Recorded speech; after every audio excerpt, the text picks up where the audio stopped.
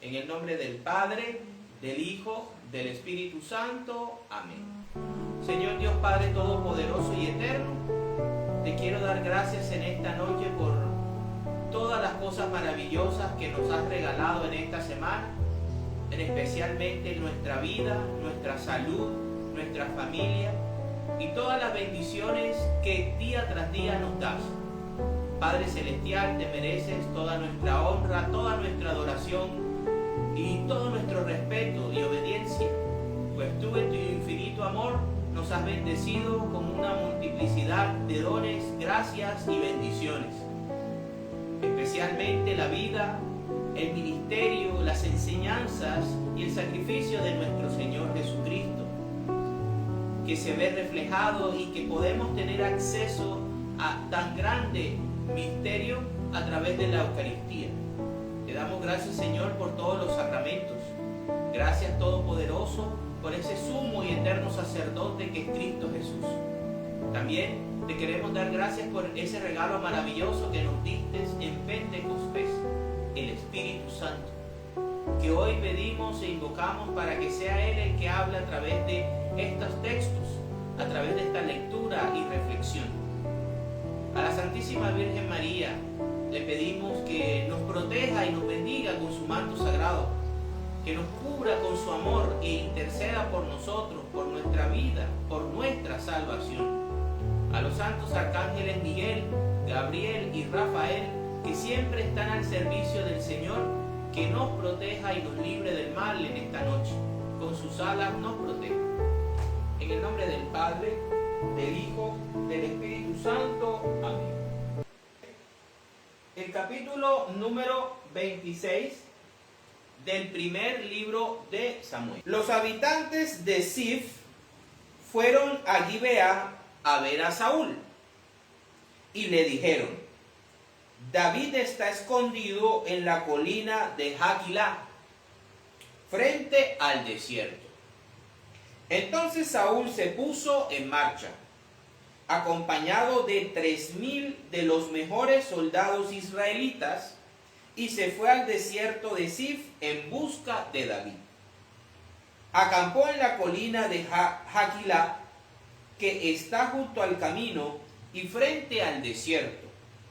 Pero David, que estaba en el desierto, se dio cuenta de que Saúl lo había seguido hasta allí. Así que envió espías para saber hasta dónde había llegado Saúl. Después fue hasta el lugar en que Saúl había acampado y se fijó en donde dormían Saúl y Abner, el hijo de Ner, que era jefe del ejército de Saúl. Resultó que Saúl dormía dentro del campamento, rodeado de su gente.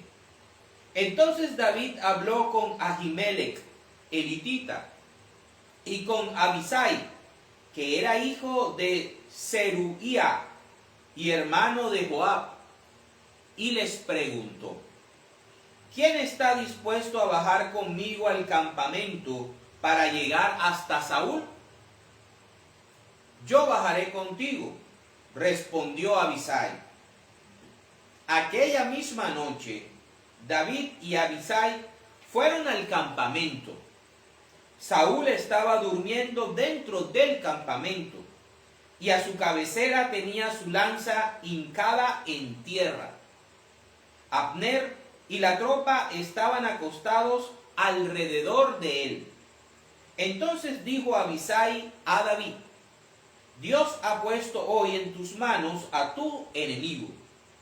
Déjame que lo mate ahora y que lo clave en tierra con su propia lanza. Un solo golpe será suficiente. Pero David le contestó: no lo mates, pues nadie que intente matar al rey escogido por el Señor quedará sin castigo. Juro por el Señor que él será quien le quite la vida, ya sea que le llegue la hora de la muerte o que muera al entrar en combate. Que el Señor me libre de intentar matar al rey que él ha escogido. Así que tomó la lanza que está a su cabecera y la jarra del agua, y vámonos. De esta manera, David tomó la lanza y la jarra del agua que estaba a la cabecera de Saúl, y se fueron. Nadie los vio ni oyó. Nadie se despertó, porque todos estaban dormidos, pues el Señor hizo que cayeran en un profundo sueño. Después David pasó al otro lado del valle y se puso sobre la cumbre de un monte, a cierta distancia. Entre ellos quedaba un gran espacio. Entonces David llamó en alta voz a Abner y al ejército. Abner, contéstame. Abner respondió, ¿quién eres tú para gritarle al rey? David le dijo, ¿no eres tú ese hombre a quien nadie en Israel se le puede comparar? ¿Cómo es que no has protegido a tu señor el rey? Uno del pueblo ha entrado con intenciones de matarlo. No está bien lo que has hecho. Yo les juro por el Señor que ustedes merecen la muerte, pues no han protegido a su señor, el rey que el Señor ha escogido. Busca la lanza del rey y la jarra del agua que estaban a su cabecera, a ver si las encuentras. Cuando Saúl reconoció la voz de David, exclamó, pero si eres tú, David, hijo mío, ¿quién me habla? Y David contestó, sí, majestad, soy yo. Pero ¿por qué persigue su majestad a este servidor suyo? ¿Qué he hecho? ¿Qué mal he cometido? Yo le ruego a su majestad que escuche a este siervo suyo. Si es el Señor quien ha puesto a su majestad en contra mía, ojalá acepte una ofrenda. Pero si es cosa de hombres, que el Señor los maldiga, porque me han arrojado ahora de esta tierra, que es del Señor, con lo cual me empujan a servir a otros dioses. Yo no quisiera que mi sangre fuera derramada lejos de la presencia del Señor, pero su majestad ha salido en busca de una pulga, y me persigue por los montes como un perdiz. Entonces Saúl dijo, David, hijo mío, reconozco que he pecado, me he portado como un necio y he cometido un gran error. Pero regresa, que no volveré a buscar tu mal, ya que en este mismo día has mostrado respeto por mi vida. David le contestó, aquí está la lanza de su majestad, que venga uno de los criados a recogerla, y que el Señor recompense a cada cual según su lealtad y sinceridad. Aunque el Señor puso hoy a su majestad en mis manos, no quise alzar mi mano contra el rey que él ha escogido. Y así como hoy he respetado la vida de su majestad, así quiera el Señor respetar la mía y me libre de toda angustia. Saúl exclamó entonces, bendito seas, David, hijo mío. Tú emprenderás grandes cosas y tendrás éxito en todo. Después de esto, Saúl regresó a su casa y David siguió su camino. palabra de Dios. Bueno, el capítulo número 26 del primer libro de Samuel nos vuelve a contar la historia de la manera como Saúl vuelve a insistir en perseguir a David. Los habitantes de la ciudad de Zif quieren volver a obtener o a quedar bien frente al rey y le avisan de la ubicación de David. El rey toma 3,000 de los mejores hombres de Israel. Fíjense, este rey malvado, este rey que aunque había sido escogido por Dios, ungido por el profeta Samuel, ¿verdad? Y era el rey de Israel. En ese momento no usaba el aparato estatal, no usaba las herramientas que Dios le había dado para cumplir su función real, para cumplir la función para la que Dios lo había escogido, sino buscando sus propios intereses. Él está totalmente desconectado de la gracia de Dios, está completamente guiado y cegado por su vanidad, por su orgullo, por su soberbia, aunque en su momento, y todavía sigue en este momento del capítulo 26, teniendo la unción del Señor, él actúa por su propia cuenta. Va en busca de David, pero David siempre está un paso adelante. David no está donde ellos creen que debe estar. Y por el contrario, David es quien los espía, es quien sabe los movimientos de Saúl, mientras que Saúl no sabe los movimientos de David. Nuevamente,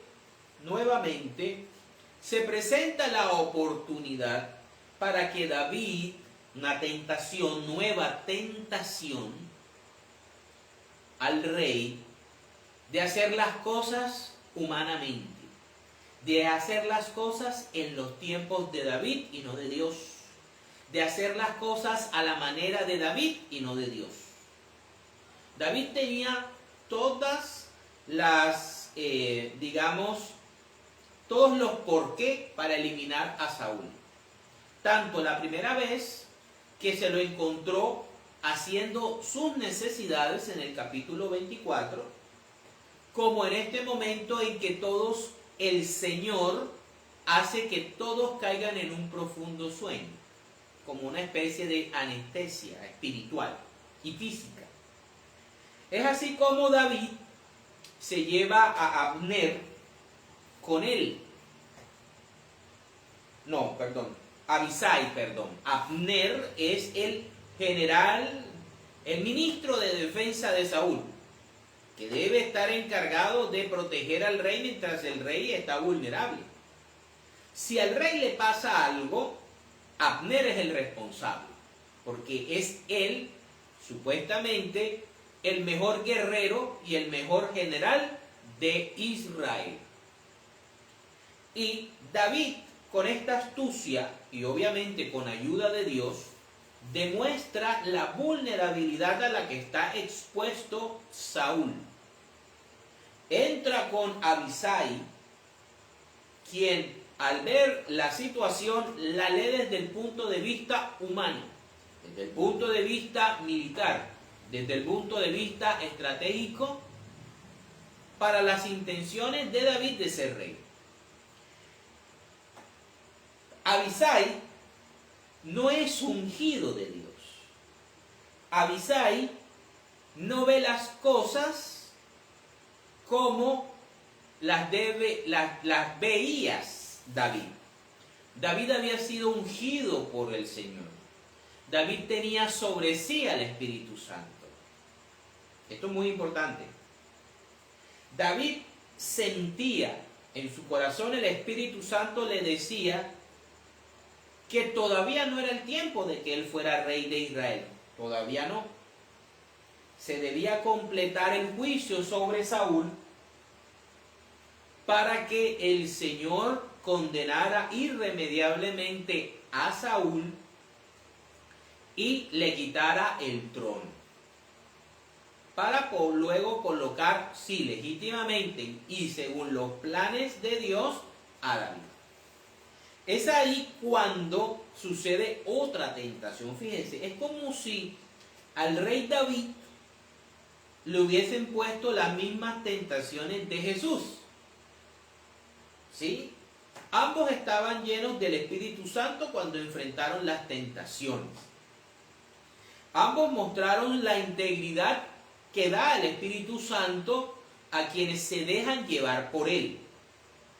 David obedeció a Dios y reconoció la autoridad de Dios sobre Saúl. David no tenía autoridad sobre Saúl, Dios sí.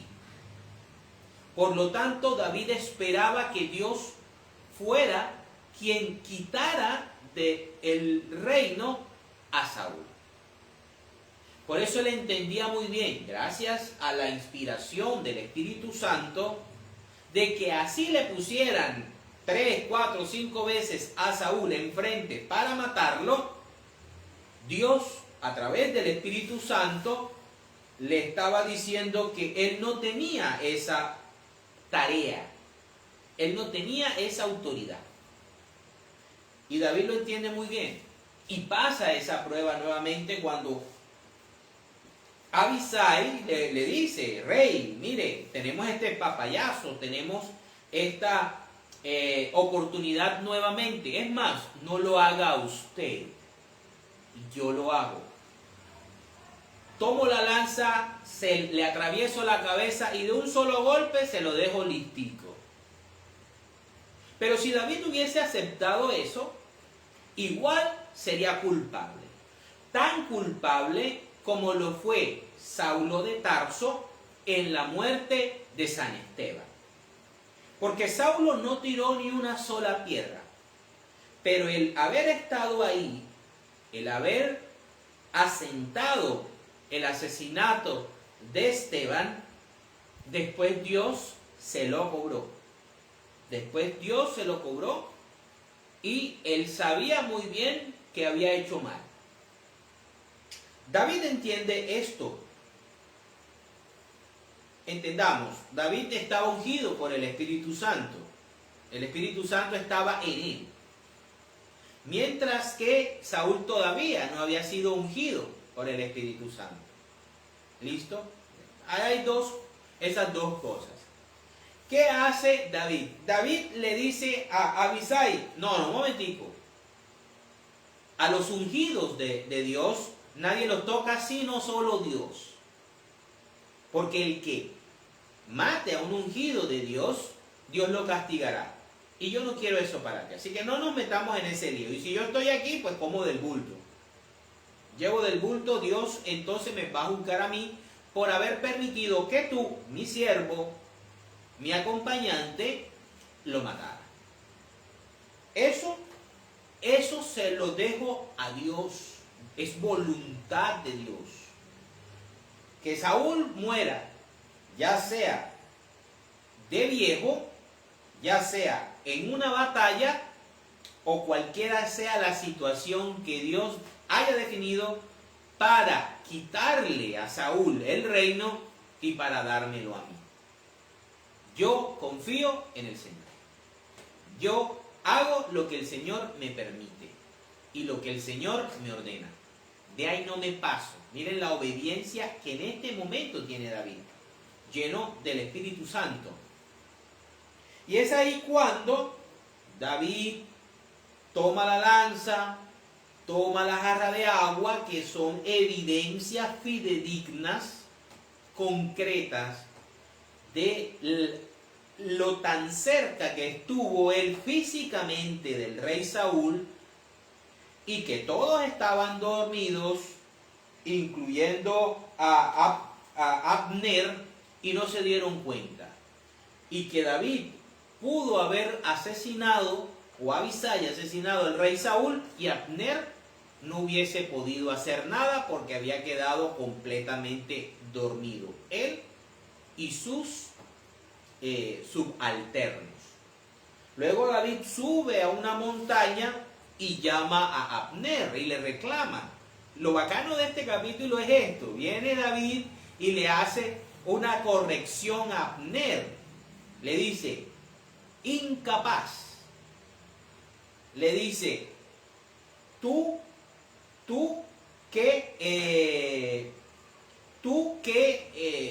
eres lo mejor de Israel en seguridad, y un simple mortal pudo llegar tan cerca al rey Saúl y pudo haberlo matado, y tú no hiciste nada. Eres un incompetente. ¿Ya? Ahí es cuando Saúl se da cuenta que es David y otra vez le da pena y otra vez reconoce que se ha equivocado. Pero es un arrepentimiento superficial, porque Saúl tiene la intención de acabar con David. Dentro de sus planes terrenales, dentro de sus planes mundanos, está el eliminar al que él sabe que lo va a reemplazar, que Saúl no va a tener dinastía, que cuando él muera, el reinado de Benjamín sobre las tribus de Israel va a acabar y va a empezar la era de la tribu de Judá. Entonces David vuelve y le reclama al rey Saúl del por qué lo persigue, por qué se prepara con tantos hombres, por qué sale a buscarlo como una pulga, por qué lo persigue incesantemente hasta el día en que logre cansarlo como una perdiz y lo pueda cazar. Le cuestiona, ¿cuál es el mal que he hecho yo contra usted, su majestad? Le repite nuevamente, si es el Señor, Dios Todopoderoso, el que lo ha hecho enojar contra mí, pues ojalá me acepte una ofrenda de desagravio. Pero si son hombres los que están llenando la cabeza del rey contra mí, entonces que Dios los maldiga, que Dios los castigue. Y David confiesa algo que ha pensado y que ha sentido. Con esta persecución, majestad, usted me ha presionado a dejar la tierra prometida, dejar la tierra de mi Dios, decepcionarme, desanimarme por tanta persecución de mi propio pueblo, de mi misma gente, muy parecido con Cristo, para ir a adorar a otros dioses, dejar mi tierra, abandonar la tierra que Dios le entregó a nuestros antepasados y que ahora es nuestra. ¿Cómo es posible que el mismo rey de mi propia nación, sin que yo le haya hecho nada, que le haya perdonado 2 veces la vida, siga persiguiendo? Y ahí es donde Saúl le dice que reconoce que ha cometido un grave error, que David tiene una gran integridad por haberle perdonado la vida nuevamente, y le dice que David va a tener un gran reinado y va a hacer grandes cosas. Pero podemos ver que Saúl al final no va a dejar de perseguir a David. Saúl no va a arrepentirse y va a seguir cometiendo errores y va a seguir hundiéndose frente a Dios, hasta que llegue el día de su muerte, hasta el día en que sea asesinado en un campo de batalla, que lo veremos en capítulos posteriores.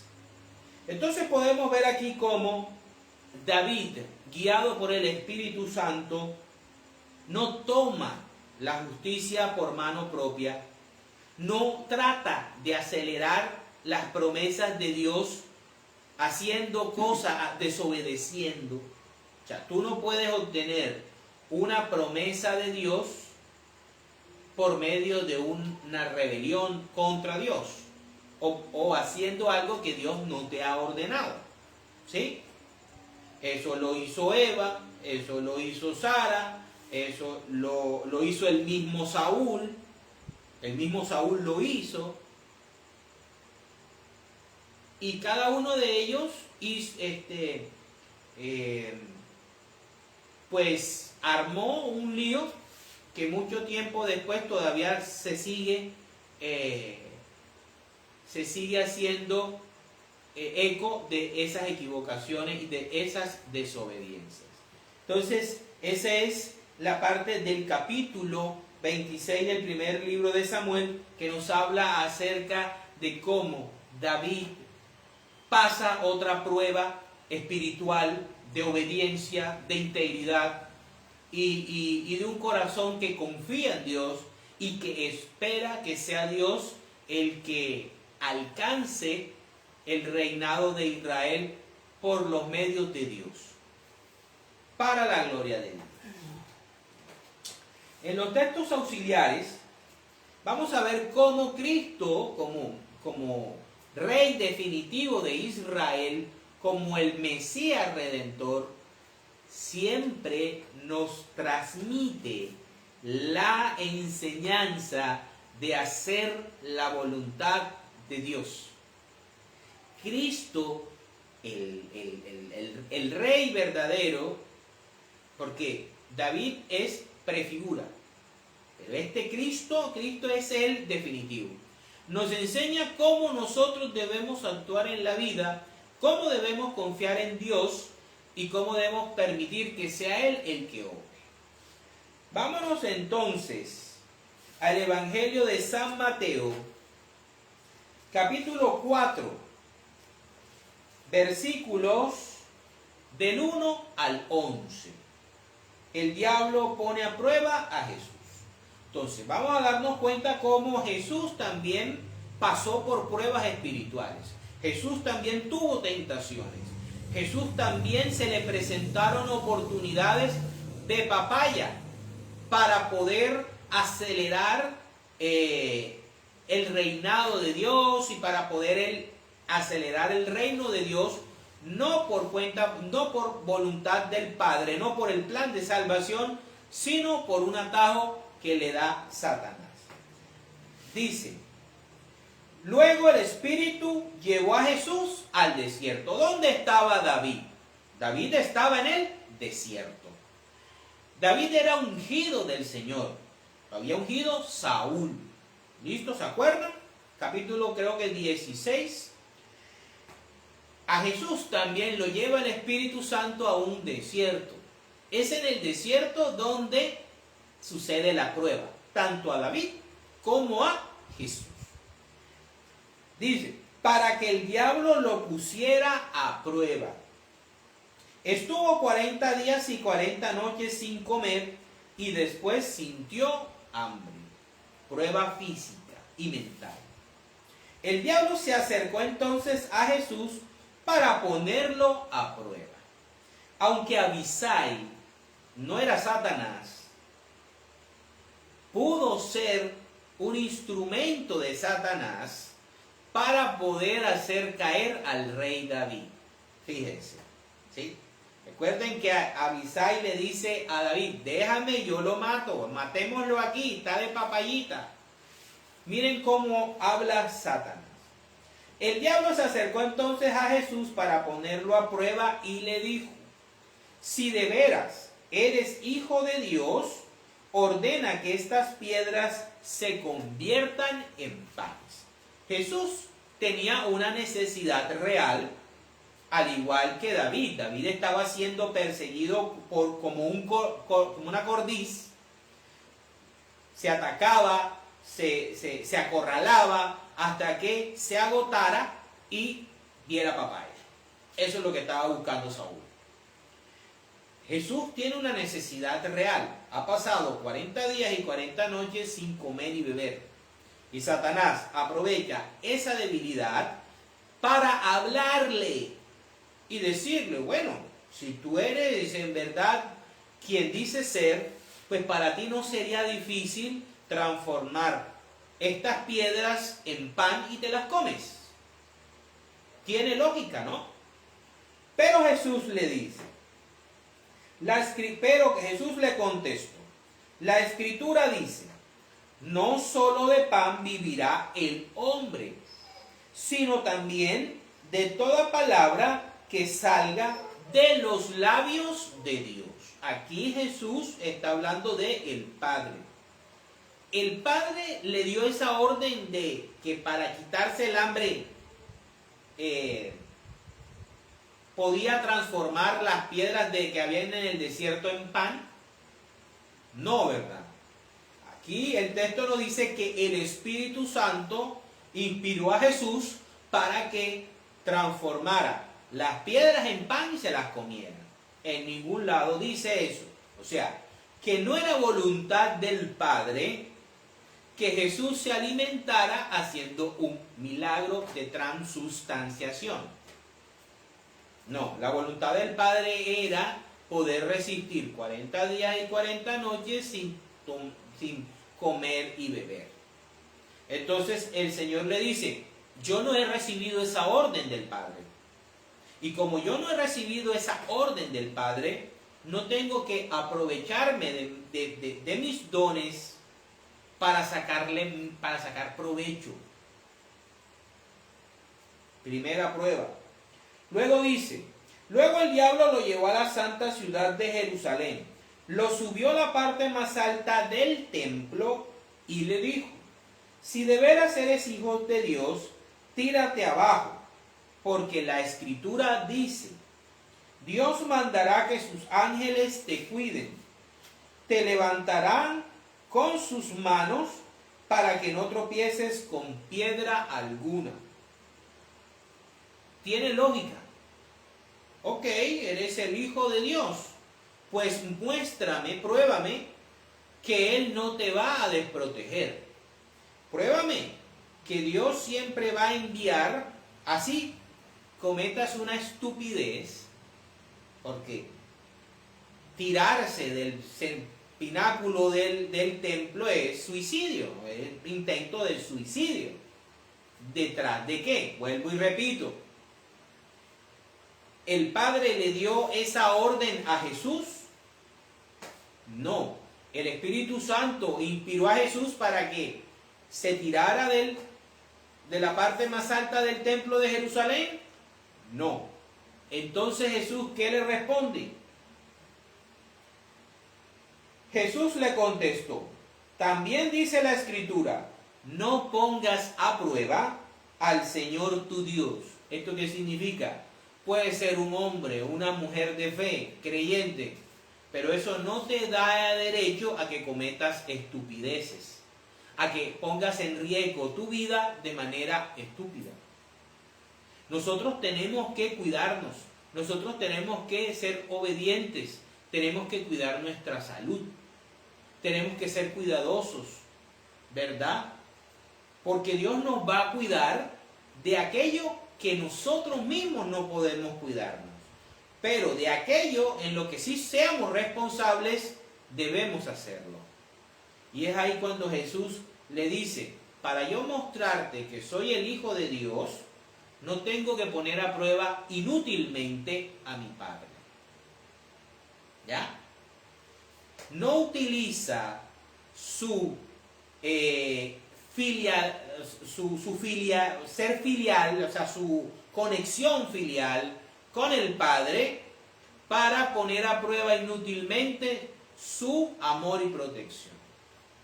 Luego dice, finalmente el diablo lo llevó a un cerro muy alto y mostrándole todos los países del mundo y la grandeza de ellos, le dijo, yo te daré todo esto si te arrodillas y me adoras. Wow. O sea, Satanás, que se había robado las llaves del reino de los cielos, se le había quitado al mismísimo Adán, en el momento que Adán y Eva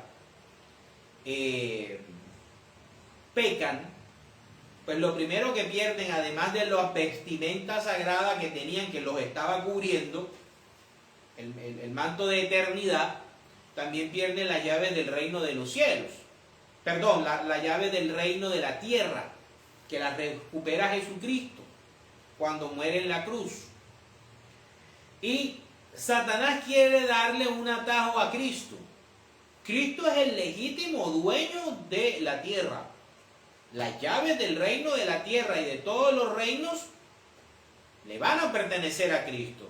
Pero cuando cumpla la obra del Señor, cuando cumpla Isaías 53, cumpla Isaías 53, entonces ahí Dios le va a quitar a Satanás las llaves del reino de la tierra y se las va a dar a nuestro Señor Jesucristo.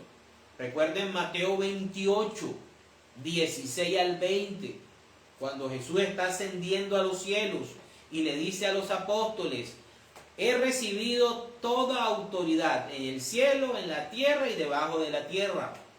He recibido. Ya había resucitado. Ya le habían dado todas las llaves de todos los reinos. ¿Sí? Entonces, vemos que Jesús no tiene por qué buscar atajos.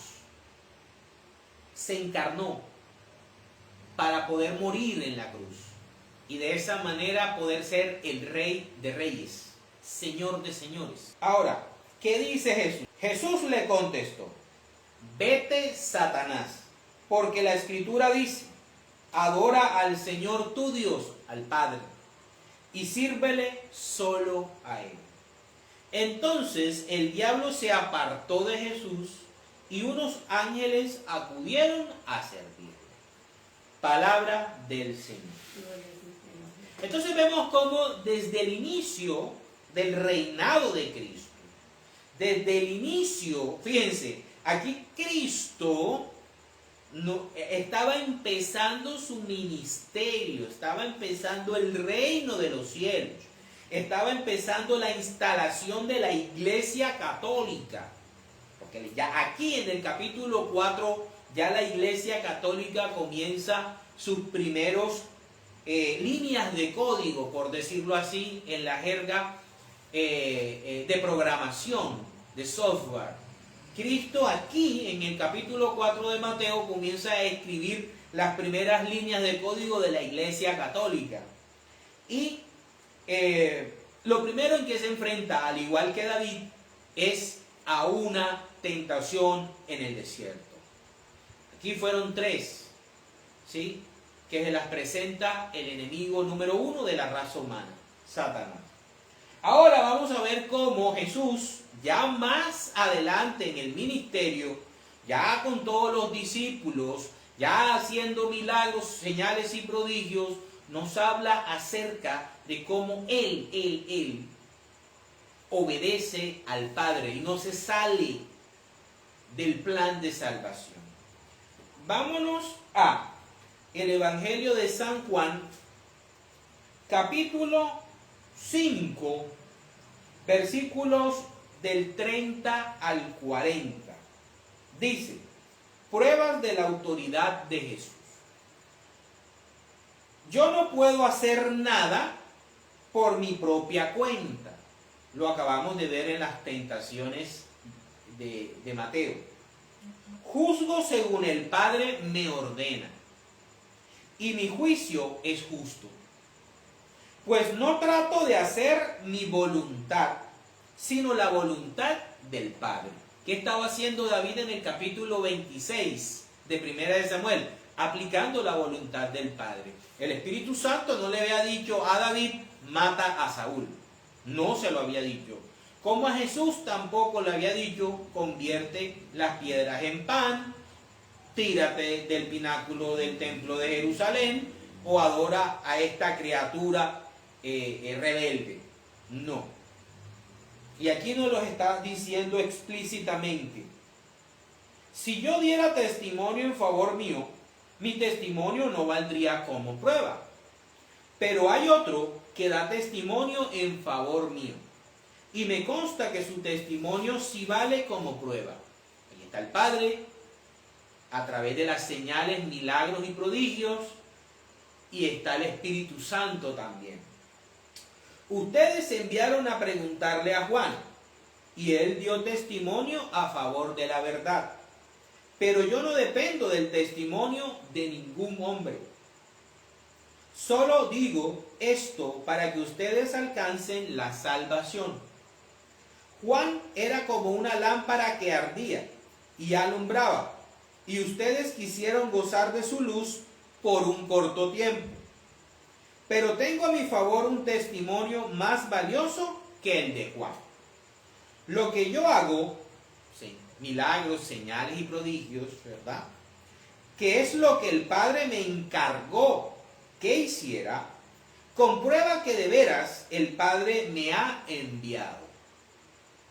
Y también el Padre que me ha enviado da testimonio a mi favor, a pesar de que ustedes nunca han oído su voz ni le han visto, ni dejan que su palabra permanezca en ustedes, porque no creen en aquel que el Padre envió. Ustedes estudian las Escrituras con mucho cuidado, porque esperan encontrar en ella la vida eterna. Sin embargo, aunque las Escrituras dan testimonio de mí, ustedes no quieren venir a mí para tener esa vida. Palabra del Señor. Entonces vemos cómo Jesús aquí nos aclara, miren, el Padre me dio un plan. El Padre me dijo qué tenía que hacer. El Padre me dijo qué tenía que decir. Él armó el plan. Yo lo estoy ejecutando. Ni por Satanás, ni siquiera por cuenta propia, yo puedo salirme del plan. Tengo que llevarlo a cabo como Él me lo ordenó. En esa misma instancia estaba David en los tiempos en que Saúl lo perseguía. Sabía muy bien que Dios tenía un plan para él y que él no podía salirse de ese libreto porque entonces lo perdía todo. Sigamos entonces ahora cómo Jesús vuelve nuevamente a hablarnos de esto en Juan capítulo 6, versículos del 38 al 40. Porque yo no he bajado del cielo para hacer mi propia voluntad. Jesús nos está diciendo que Él estaba en el cielo y que ha bajado a la tierra, se ha encarnado para seguir la voluntad del Padre. Ojo a esto porque el último texto nos va a decir quién es Jesús. Que no es David, no es un simple mortal como David. Porque aunque David hizo cosas muy grandes, las hizo porque estaba lleno del Espíritu Santo. Pero Jesús en sí mismo no es un mortal como David. ¿Sí? Entonces Él nos dice, yo estaba allá arriba y bajé para hacer la voluntad de mi Padre, que me ha enviado. Y la voluntad del que me ha enviado es que yo no pierda ninguno de los que me ha dado, sino que los resucite en el día último. Porque la voluntad de mi Padre es que todos los que miran al Hijo de Dios y creen en Él, tengan vida eterna. Y yo los resucitaré en el día último. Palabra del Señor. Entonces, Jesús es la clave. Nosotros tenemos que entender que Jesús vino a cumplir un plan, una misión, un guión, un argumento, como se lo queramos poner. Una misión bien definida, bien detallada. Sabía cuándo se empezaba, sabía cuándo se terminaba y con quién. Empezó en las bodas de Canaán con la transustanciación de el agua en vino y termina con la resurrección de su amigo Lázaro. Ahí terminan los milagros públicos de Jesús. A partir de ahí viene la parte de la llegada a Jerusalén, la institución de la Eucaristía, la pasión, muerte y luego la resurrección. Todo eso estaba planeado por el Padre y revelado en las Escrituras, ¿sí?, en las Escrituras hebreas por medio de Moisés y los profetas. Por eso Jesús tiene el encuentro en el monte Tabor con Moisés, que representa la ley, y con Elías, que representa a los profetas, los Nevi'im. Para terminar, vamos a ver quién era Jesús. Vamos a recordar las credenciales de Cristo. Vamos a ver si Cristo era igual que David o si era uno superior a David. Vámonos entonces a Filipenses capítulo 2, versículos del 5 al 11, que este sería nuestro himno católico y nuestro credo católico de corazón. Deberíamos nosotros recitarlo todas las noches. Filipenses capítulo 2, versículos del 5 al 11. Dice: tengan unos con otros la misma manera de pensar propia de quien está unido a Cristo Jesús, el cual, aunque existía con el mismo ser de Dios, no se aferró a su igualdad con él. Cristo Jesús no era como David. Cristo era Dios en esencia. ¿Sí? Recordemos que Dios es la Santísima Trinidad. Dios es la Santísima Trinidad. Y que Cristo, antes de encarnarse en la Virgen María, era parte de la Santísima Trinidad. Y Pablo nos dice que aunque existía en el mismo ser de Dios, estaba en la Santísima Trinidad, no se aferró a la igualdad con el Padre, sino que cuando el Padre preguntó, ¿verdad?, sobre quién iría a rescatar a la raza humana, y él dijo: dame un cuerpo, lo dice en Hebreos, dame un cuerpo, yo voy para hacer tu voluntad. Él fue el que dijo: no, voy a bajar. Y aquí en Juan 6 está diciendo: yo no he bajado del cielo, sino más para hacer la voluntad de mi Padre. Sino que renunció a lo que era suyo, la eternidad, la divinidad, y tomó naturaleza de siervo, haciéndose como todos los hombres y presentándose como un hombre cualquiera. Se humilló a sí mismo, haciéndose obediente hasta la muerte en la. Por eso Dios le dio el más alto honor y el más excelente de todos los nombres, para que ante ese nombre concedido a Jesús doblen todas las rodillas en el cielo, en la tierra y debajo de la tierra, y todos reconozcan que Jesucristo es Señor, para gloria de Dios Padre. Palabra de Dios. Entonces vemos cómo la propuesta que le hace Satanás de adorarlo para entregarles los reinitos de la tierra, ¿verdad?, que parecía un atajo para la gloria de Jesús, era apostar al perdedor. ¿Sí? Ahí iba a perder Cristo lo que Dios tenía preparado para él. Así como David, evitando matar a Saúl por propia cuenta,